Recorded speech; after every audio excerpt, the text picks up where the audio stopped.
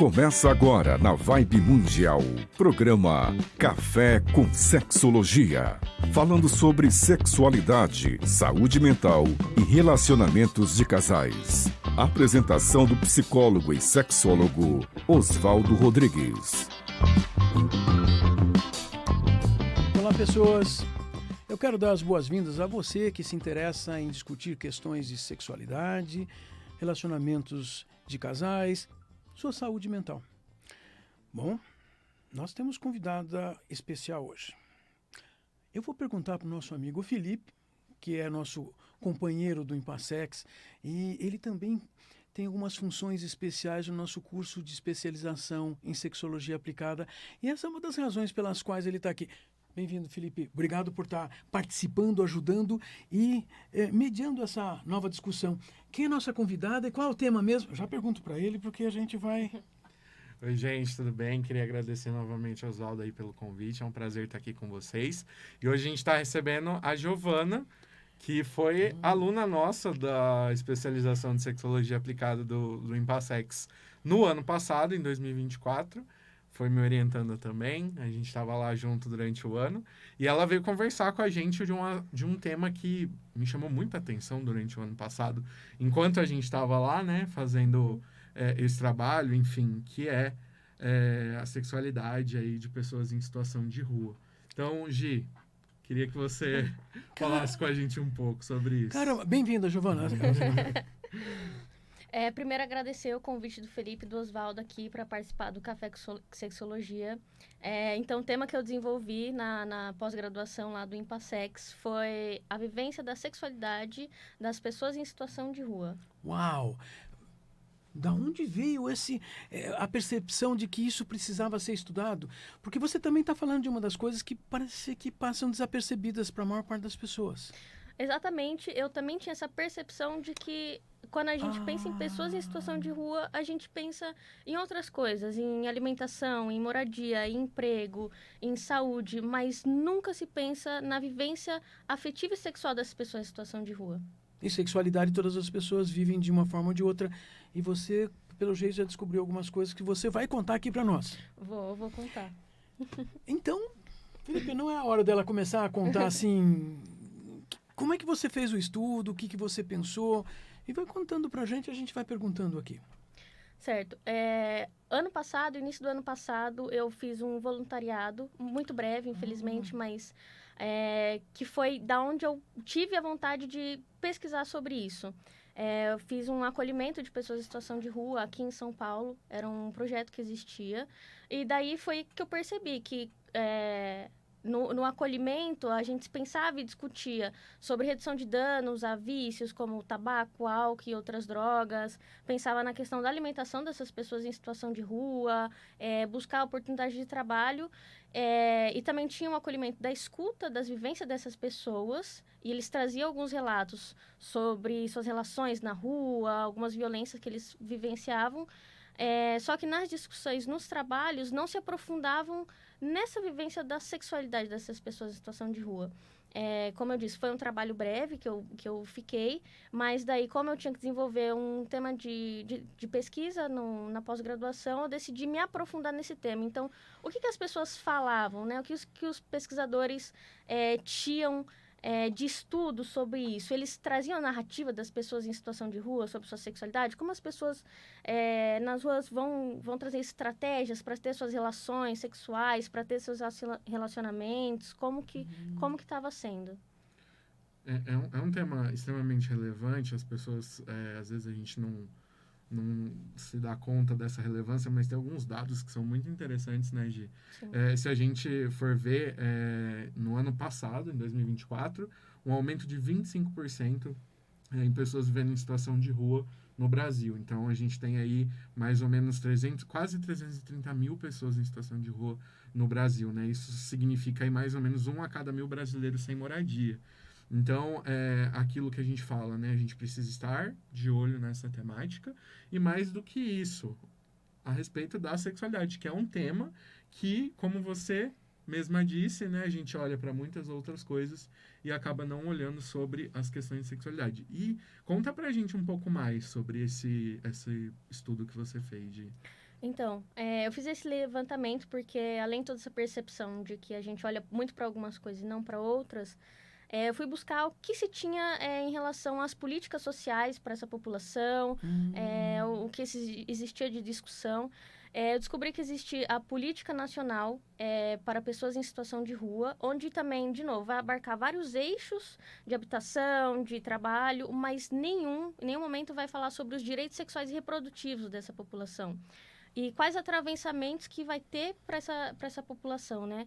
Então, a partir do momento que elas não têm os direitos sexuais e reprodutivos abarcados numa política, elas vão acabar perdendo esses direitos. Então, o que vai acontecer? Por exemplo, existem hotéis sociais, onde as pessoas podem ficar. Em São Paulo mesmo, existem 36 hotéis sociais. Uau. Hotéis sociais é onde as pessoas podem passar a noite ou passar algumas temporadas, as pessoas em situação de rua. Só que esses locais vão colocar algumas regras. Então, uma delas é de que não pode ter relações. Ou então, não pode ir com parceiro, vai ser separado de homens e de mulheres. Quais atravessamentos isso vai ter para a população de rua? Então, em algumas narrativas que eu trouxe no meu trabalho, é de que algumas mulheres, às vezes, existem um hotel social específico para as mulheres. Se seu parceiro não pode entrar, ela prefere ficar com seu parceiro na rua do que entrar no hotel social sozinha. Então, é isso uma das coisas que eu discuto, porque é exatamente isso. As relações afetivas e sexuais dessas pessoas em situação de rua não são vistas, sabe? Porque isso é uma necessidade. Essas pessoas precisam ser escutadas, elas precisam de ter um local apropriado também para manter suas relações sexuais. Porque se elas não têm um local seguro, elas vão praticar no meio da rua. Então, as estratégias que essas pessoas vão ter vai ser tentar um lugar menos movimentado, terrenos baldios, sempre vai ser com sexo desprotegido, que vai agravar maior possibilidade de contrair IST, entre outras coisas. Você está contando que as coisas que já mundialmente são discutidas há várias décadas, os direitos sexuais e como as administrações públicas são responsáveis em permitir, em facilitar a vivência desses direitos, ainda estamos bem atrasados, porque isso não tá incluído nas diretrizes de política pública e até os aparelhos, esses hotéis sociais, decidem por questões morais antes de mais nada. Porque o que você está contando para a gente, lembrando, é que se nós não nos preocuparmos com a saúde sexual dessas pessoas, essas pessoas podem adoecer mais e trazer mais custos ainda para esse mesmo aparelho administrativo. Porque se a gente pensar sério, eles vão perder mais dinheiro investido para cuidar de problemas. Olha só. Você já trouxe uma coisa para mim que, assim, já vou levar para minha semana, porque é uma compreensão de que é necessário se dar atenção para uma série de subgrupos que existem numa cidade e esse subgrupo a gente vê na rua, não é? Sim. E as pessoas se esquecem que são outras pessoas com mesmas necessidades que esses passantes têm. E a maior parte dessas pessoas está na rua não é porque quer, né? Exatamente. Outra discussão, entre outros recortes, é de que as pessoas em situação de rua, às vezes, vão para a rua por evitar violências que elas podem estar enfrentando em casa e tudo mais. E, às vezes, violências sexuais, o que elas acabam enfrentando também na rua. Isso que você falou de... acaba sendo um custo para a saúde pública, é exatamente isso que eu tento trazer no meu trabalho. A partir do momento que não tem uma educação, uma preocupação e até uma redução de danos, quando se fala de educação sexual e saúde sexual para essa população, acaba acarretando outros problemas, né? Essa questão da invisibilidade dessas pessoas e de suas vivências afetivas, relacionais, sexuais, trazem outras muitas consequências. Você acredita que essas pessoas também são vistas socialmente e até construídas a imagem delas de uma maneira desumanizada? Então, a sexualidade passa a ser uma coisa também que essas pessoas são vistas de uma maneira não humana ali, né? Não tem essa humanidade para elas. Então, a sexualidade acaba ficando de lado também dentro dessa vivência, né? Sim, com certeza. Até 2018, as pessoas em situação de rua não conseguiam ou tinham muita dificuldade de passar no SUS, porque até então precisava ter um endereço físico. E só a partir de 2018 que isso teve um decreto que não precisava mais a necessidade de ter um endereço fixo para poderem passar. Isso era um impeditivo, uma dificuldade, por coisas muito simples, até para acessar, conseguir pegar uma camisinha no posto de saúde, sabe? Coisas muito simples que poderia ser uma prevenção e acaba sendo algo que se dificulta. E me veio uma coisa na cabeça. Na verdade, aqui no Brasil, um turista, um estrangeiro que esteja passando alguns dias aqui em São Paulo, por exemplo, se ele tiver um problema, ele pode ir até o SUS. Ele não tem um endereço fixo. Mas a pessoa que mora na cidade e não tem aonde viver, não tinha esse acesso. Você está nos contando coisas que passam batido e a gente nem percebe. Quando nós não percebemos, nós estamos contribuindo para essas pessoas sofrerem, tá bom? Essa é uma coisa que me chama muito a atenção. Nós somos responsáveis. Eu queria que você falasse um pouquinho mais também de como que essas pessoas em situação de rua constroem e vão vivenciar essas relações afetivas e sexuais. No meu trabalho, por questões de não ter tanta pessoas que abordaram, pesquisadores que tenham abordado as narrativas, então eu tenho uma visão muito heteronormativa dessas vivências, tenho poucas narrativas LGBTs, mas o que os autores trazem é que as pessoas, para conseguirem se relacionar, elas vão procurar terrenos baldios, vão procurar tentar fazer lonas ou barracos para praticar seu ato sexual ao ar livre mesmo. Pode ser em horários menos movimentados, mas elas vão praticar suas relações. E como eu disse antes, elas vão se sacrificar, às vezes, de estar num local público, um serviço público, porque ela não pode estar com seu parceiro. Geralmente, as mulheres se sacrificam em prol de seus parceiros. Já quando a gente fala de narrativas LGBTs, é um outro recorte importante que a gente tem que olhar, mas que existe muito pouco olhar sobre isso também. Quanto às narrativas LGBTs, além de toda a discriminação dessas dificuldades também, como eu já citei, vai ter um outro caso que é da discriminação. Existem muitos grupos religiosos também que fazem serviços à população, que vão tentar atender essa população, mas ao se deparar com uma pessoa LGBT, um gay, uma lésbica ou uma pessoa transexual, vai acabar discriminando, não aceitando ou aceitando, mas querendo impor normas sobre aquele corpo. Essas pessoas têm menos direitos, menos possibilidades do que o restante da população. Você está nos contando, primeiro por limitações sociais e outras limitações que estão na mente, na cabeça das pessoas. E, Felipe, como é que foi para você acompanhar esse estudo ao longo de um ano? Porque isso também me chama a atenção, porque é uma forma de descobrir também mais algumas coisas que existem no mundo. A gente sempre aprende, né? A gente está em um processo de aprendizagem o tempo inteiro. Então, durante esse ano, nessas trocas que eu tive com a Giovana, nesse trabalho, né, como orientador, enfim, a gente foi construindo aí várias coisas. Primeiro, a temática já chama muita atenção, porque é uma temática que a gente realmente vê, e como ela mesma disse, né, poucas as referências na hora de se falar sobre as questões das vivências da sexualidade dessas pessoas, né? Então, assim, é sempre um desafio quando a gente pega um tema assim, mas é muito importante que pesquisas com essa temática sejam realizadas e que espaços como esse aqui do Café com Sexologia tragam, né, esse debate para a gente poder apresentar aí para as pessoas. Então, eu aprendi muito com a pesquisa da Gi, né? Porque eu já estou aprendendo coisas aqui que passam batido, porque nós temos que ter o costume de pensar, ouvir, elaborar sobre as coisas que estão fora da nossa realidade próxima.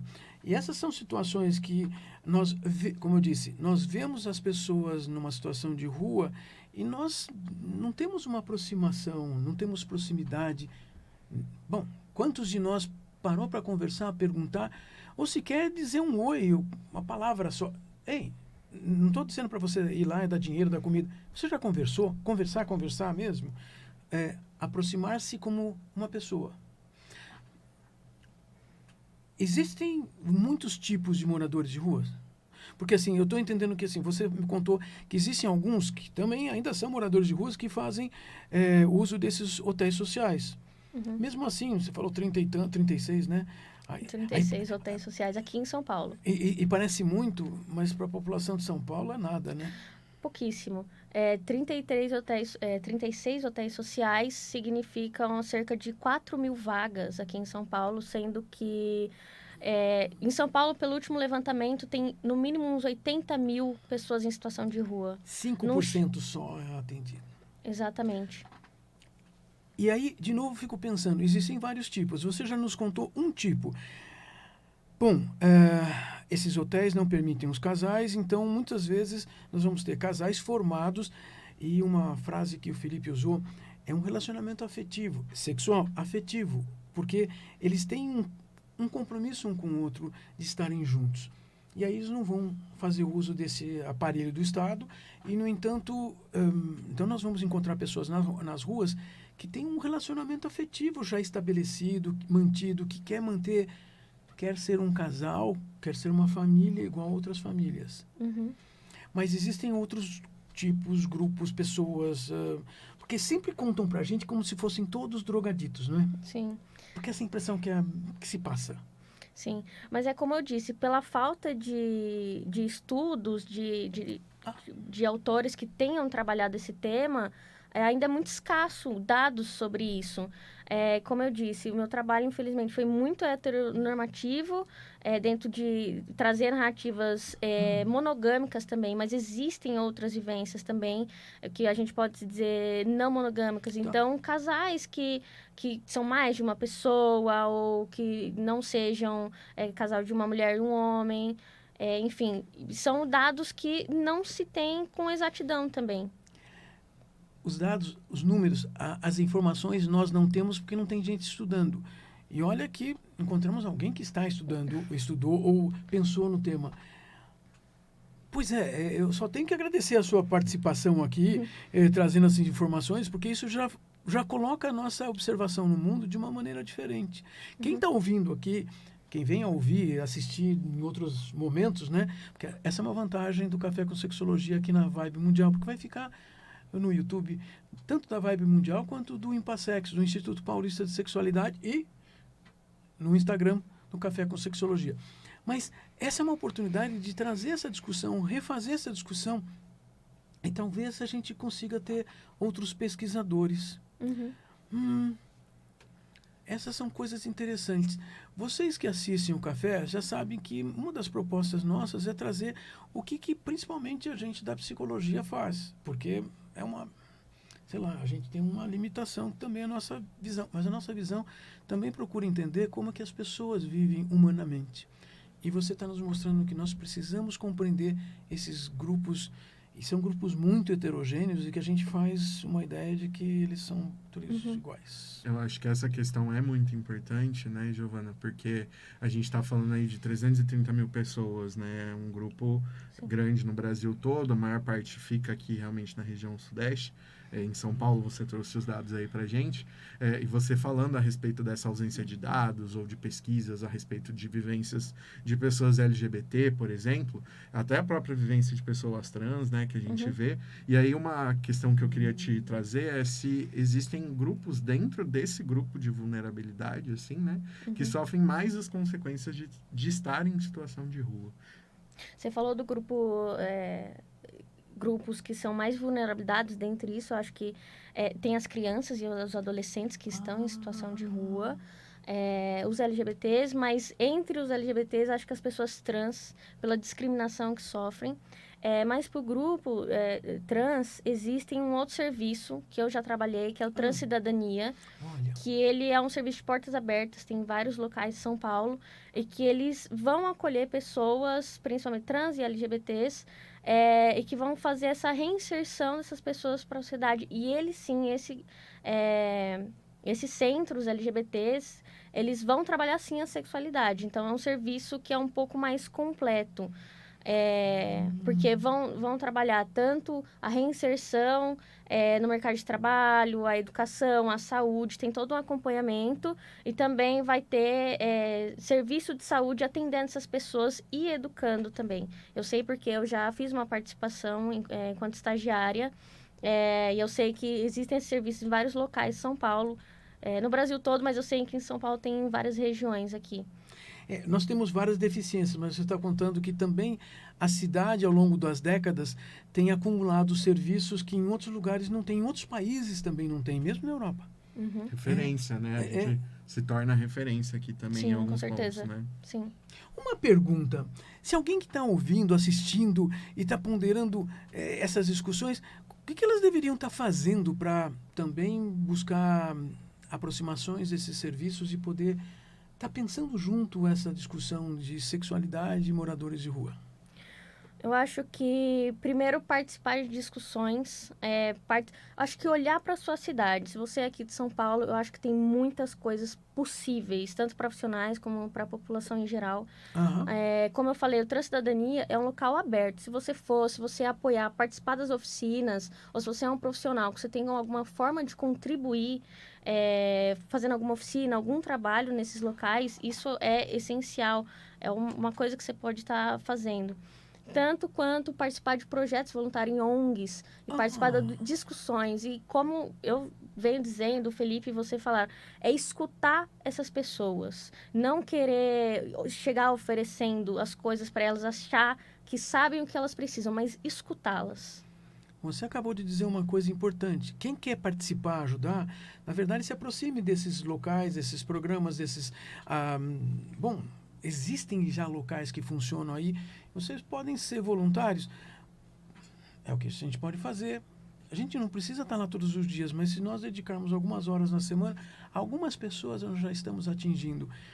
E é interessante, porque em vários momentos você falou de um voluntariado, de ser voluntário mesmo. Ou seja, olha, nós podemos fazer alguma coisa. Você que está ouvindo pode fazer.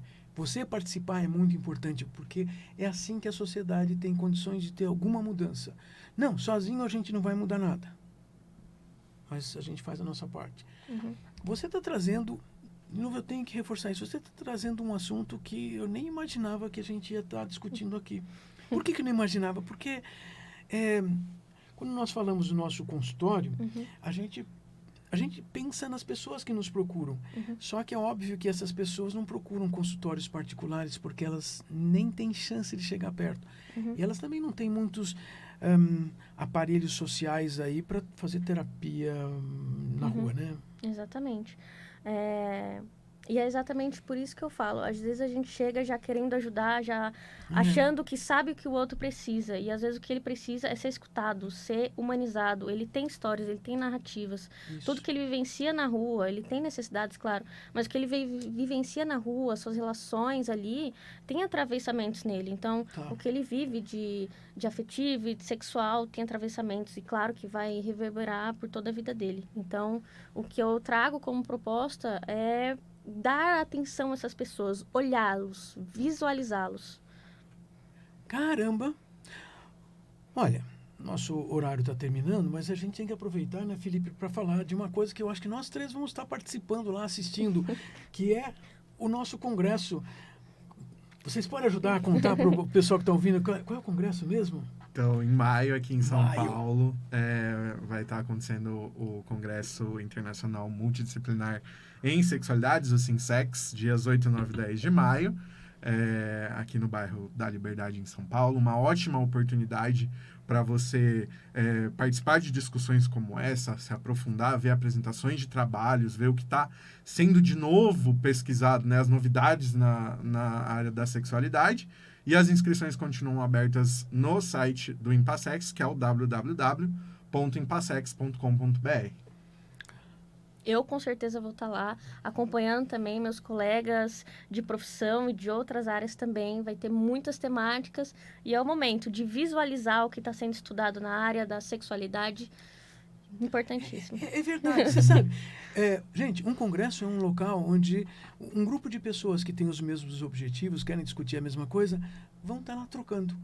E eu acho que você vai estar colaborando lá também, porque você vai poder fazer perguntas direcionadas para os seus objetos de estudo. Objetos no bom sentido, né? O seu foco de estudo. E nós precisamos estar conversando mais sobre isso. Eu quero agradecer a sua participação. E, na verdade, agradecer, assim, pera um pouquinho, né? Tem o nosso... Você quer entregar para ela? Eu quero certificado de participação. Claro, gente. Ai, lindo. Obrigado, Fê. Obrigado, Oswaldo. Essa é uma forma de a gente poder agradecer, porque essas pessoas vêm aqui no programa fazendo grandes esforços. Participe também. Até mais, gente. Até semana que vem.